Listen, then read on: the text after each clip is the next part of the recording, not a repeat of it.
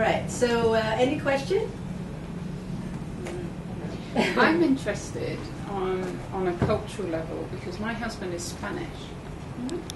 And in the Spanish culture, they talk all at the same time. So they don't listen as a culture.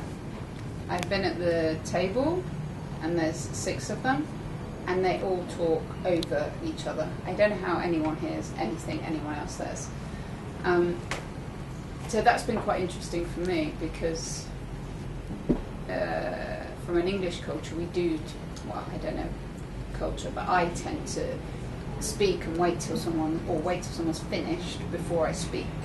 Culturally, they don't. Yeah. So I mean, and so it's quite an interesting one because I often think you are not listening to a word I'm saying because he just starts speaking over me. And it's, you know, it's not a problem, but it's just quite interesting because it's just a different culture. And but occasionally it does leave me frustrated because I'm like, oh my God, will you just shut up? But it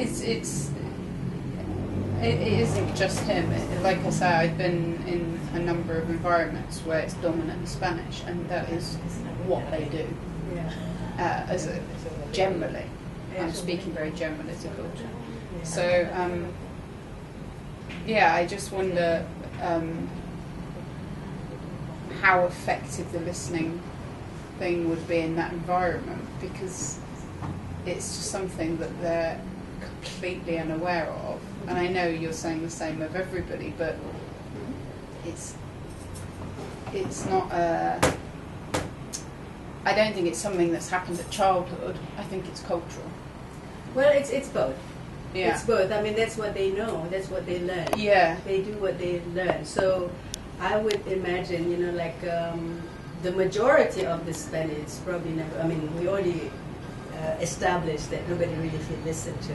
Yeah. Right? And that doesn't mean that they don't carry wounds inside them. Yeah. We can talk about this and you can see how the emotion affect everything else. But if you really look at your husband, I'm just imagining it, he probably never felt really hurt. Yeah, probably not, either. because everyone else was talking at the same time. And so he doesn't know how to listen, more so than maybe English people, because, at least you're bound by respect, by courtesy and all that. Yeah. Right? So they're probably worse. Amongst people who cannot listen, they're probably like the worst ones. Yeah. So, and then, you guys, I mean, Karen actually mentioned the same thing, that, you tend to listen more because you have to respect that. It's like, it's a manner thing and stuff like that.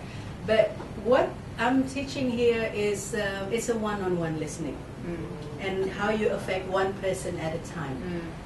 Yeah, so you can just start practicing. I mean, even if you're in a big table like that, you just pick somebody that you speak to, listen to, and then you just, then the person like, wow, something is different here.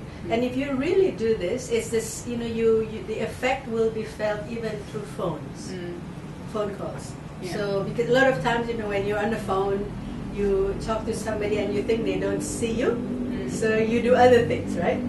You work on your computer, you cook, and whatever, but the person feels that. And then if you change that, you just sit there and then just listen to the other person, and you smile, like you nod and all that. The person really feels it.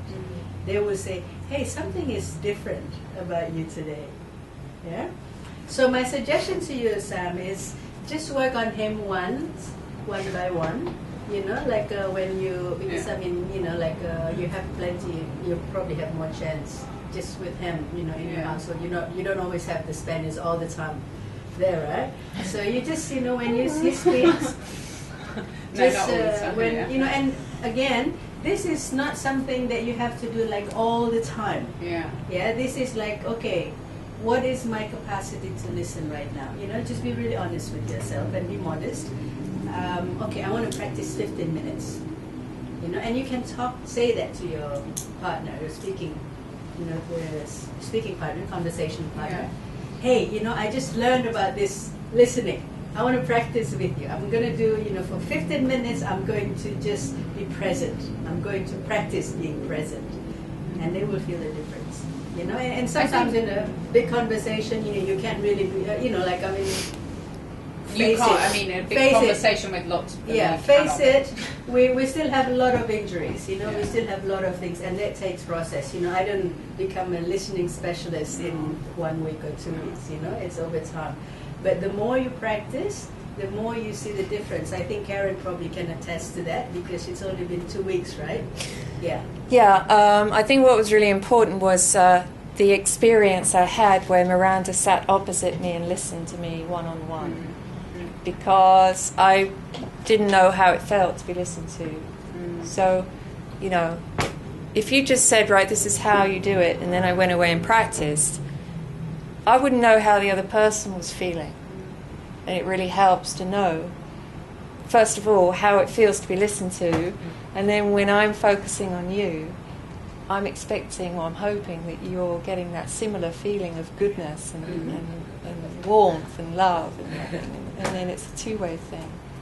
Has to be two-way. Yeah. Exactly. This is the core of the teaching that I do. It's like people have to experience first being listened to. Otherwise, they will not change. Yeah. So also, if I just let you go right now, I said, okay, start listening. You wouldn't know what that feels like. Yeah. So maybe we can just use the remainder of the time. We just practice for 2 minutes each way. So you need to couple up, like find a partner. So Karen probably can round up, or unless one of you sit out.